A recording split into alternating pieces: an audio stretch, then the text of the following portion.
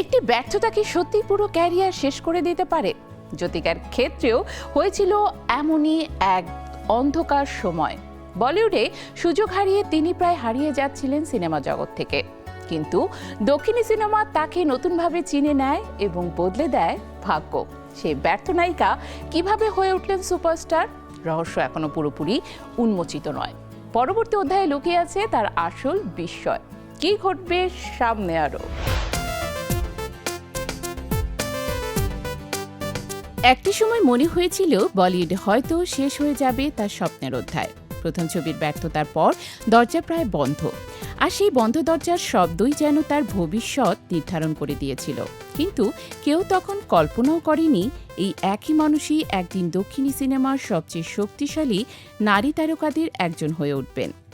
জ্যোতিকার গল্প শুরু হয় মুম্বাইয়ের এক চলচ্চিত্র সংযুক্ত পরিবারে। ছোটবেলা থেকেই ক্যামেরার আলো, সেটের ব্যস্ততা সবকিছুর সঙ্গে পরিচিত ছিলেন তিনি। 1998 সালে হিন্দি ছবি ডোলি সাজাকে রাখনা দিয়ে বড় পর্দায় অভিষেক হলেও ফল ছিল হতাশাজনক। ছবি ব্যর্থতার পর বলিউডে তার সম্ভাবনা নিয়ে প্রশ্ন উঠে যায়, আর নতুন সুযোগও প্রায় মিলছিল না। কিন্তু একই সময় দক্ষিণী সিনেমায় তার ভাগ্য লিখছিল অন্য গল্প।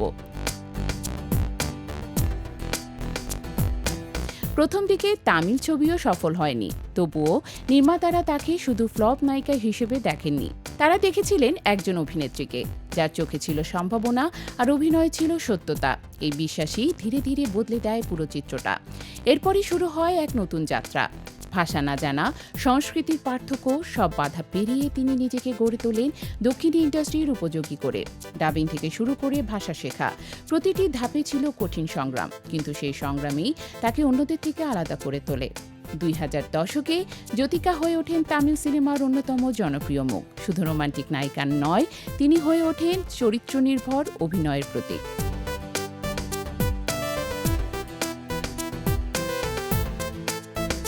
কখনো মানসিক জটিলতায় ভোগা নারী, কখনো বাক প্রতিবন্ধী চরিত্র, প্রতিটি রূপেই তিনি দর্শকদের চমকে দেন। চন্দ্রকুমারী কিংবা মজির মতো সিনেমা তাকে সমালোচকদের চোখেও আলাদা জায়গা দেয়। কিন্তু সবচেয়ে বড় মোড় আসে তার ব্যক্তি জীবনে। বিয়ে ও সন্তান জন্মের পর অনেকে ভেবেছিলেন হয়তো এখানেই থেমে যাবে তার ক্যারিয়ার, কিন্তু সেই ধারণা ভুল প্রমাণ করে তিনি ফিরে আসেন আরও শক্তভাবে। এবার গ্ল্যামার নয়, বাস্তব জীবনের গল্প নিয়ে।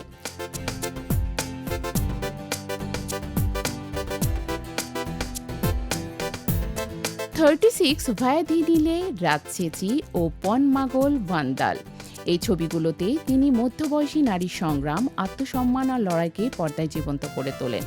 একসময় যে ইন্ডাস্ট্রি তাকে নিয়ে সন্দিহান ছিল, সেই ইন্ডাস্ট্রি আবার তাকে নতুন করে স্বীকৃতি দিতে বাধ্য হয়।